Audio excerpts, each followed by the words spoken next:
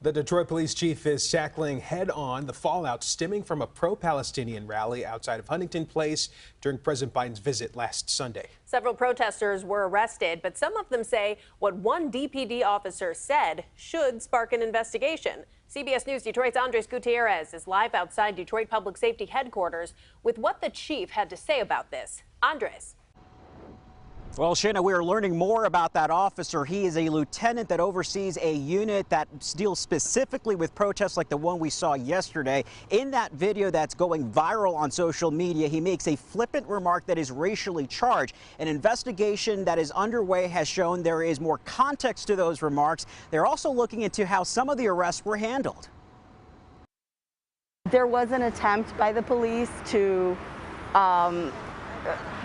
pick off a few people to arrest them for absolutely no reason. Kate Stenvig met me at the same corner outside Huntington Place, where 24 hours ago, her group, BAM Detroit, gathered to let President Joe Biden know they're opposed to the U.S. involvement in the Israel-Hamas war.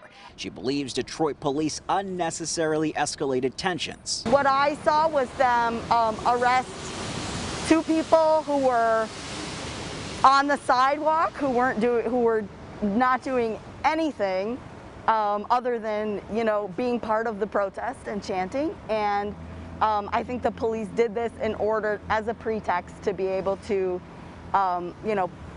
put up a barricade on us. Her group was one of two who organized demonstrations Sunday. The other, Detroit Will Breathe, began theirs at Hart Plaza, then marched to Huntington Place. Immediately, the police were very aggressive, pushing barricades into people, trying to really just harass and intimidate the crowd. Nakia Wallace says she was troubled with what happened after the rally was over. They threw one of us on the ground. They tased him as he was already on the ground and pinned down.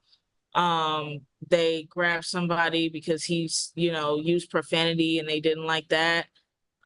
So I think they went about it in the way that they did because they did not want all of the people attending the dinner to see the aggressiveness and the force that they wanted to use on us. Monday afternoon, DPD Chief James White said the tasing was an attempted one, but was having his top brass look into it. There's also an investigation underway over the viral video in which a lieutenant could be heard telling a protester to go back to Mexico. Chief White says preliminary findings from internal affairs show the lieutenant was referring to a trip that he saw on the protester's social media accounts that she'd recently taken and was suggesting that she should go back on vacation. Obviously, when I heard that comment, I was very concerned. It's contrary to every message that I put out, and we needed to get in front of that and find out what's going on. And doing so, we see the context, right? We see the context, but that does not say that we don't have some problems in how this whole situation went. And that's where the focus turns to now. Policy, procedure, and the conduct of a member of this agency.